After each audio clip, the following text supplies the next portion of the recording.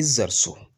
Yadda ake ɗaukan shirin wato Izzar So wanda zai zo muku a akwatin kallonku nan ba da jimawa ba. Wato wannan fim ɗin na Izzar So ana wato karanta ayoyi da kuma fassara su ɗaɗɗaiku a cikinsa.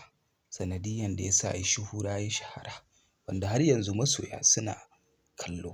Sannan kuma mamallakin fim ɗin wato Lawan Ahmed yana ƙoƙarin yin yadda yake ƙara wato ƙaimi da kuma kuzari wajen ƙara gyara shi wato shi fim ɗin.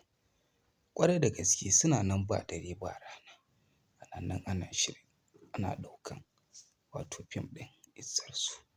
Shin masoyan Lawan Ahmed za ku so fim ɗin nan ya zo a kwanan nan ko kuma wato kuna buƙatan ya jima kafin ya zo domin a samu a ɗauka shi, a ɗauke shi mai kyau.